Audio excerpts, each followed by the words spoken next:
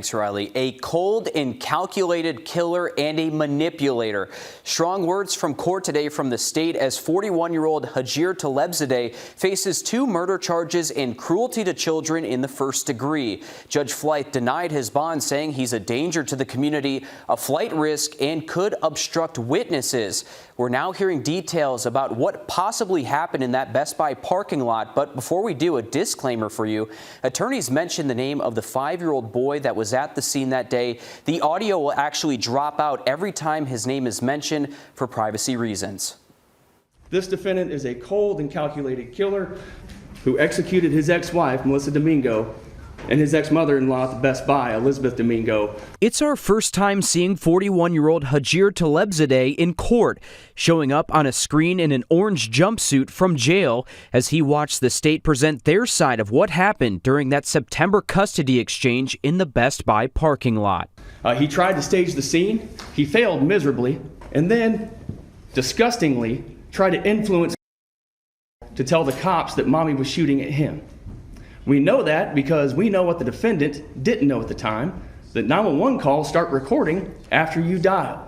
The defendant very calmly says, "Mama kept shooting at us." All the while the phone's ringing, waiting for the 911 operator to pick up. 911 operator picks up, and pandemonium. The staging begins, frantic. Yes. Okay. My ex-wife opened fire.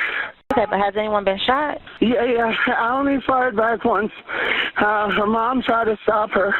I just ducked. So please help us.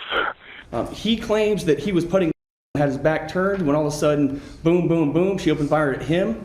Amazingly, he claims he was only hit once, a graze wound in the back of his head. Responding deputies and all the medical professionals told the investigators that that graze wound was not caused by a bullet. The state says key evidence included surveillance video and an Apple iWatch Elizabeth had in her pocket to record audio of that custody exchange. It was still recording when police recovered it from her pocket while going through her body on the ground at Best Buy. Here's what attorneys say happened. The grandmother is heard telling goodbye. On the surveillance video, you see the defendant walking towards Melissa Domingo's car, which of course negates everything he told the cops about what happened. Walking towards Melissa Domingo's car, you hear the first shot, and then you see the grandmother, who of course hobbles because she needs the assistance of a crutch. She's so frail.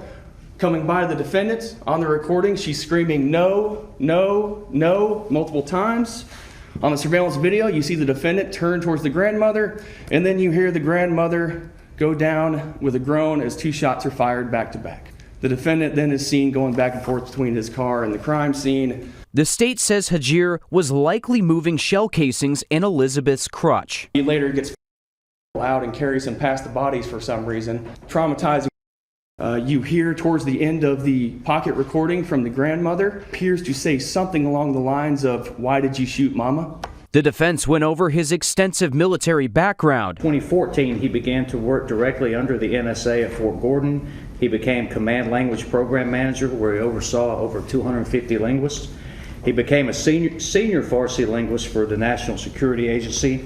In 2016, he was deployed to Iraq on a special joint CIA-NSA operation hunting down ISIS leadership. He medically retired in 2018 after spinal issues and suffering a traumatic brain injury. He was deemed permanently and 100% disabled. He was discharged from the Army with honors.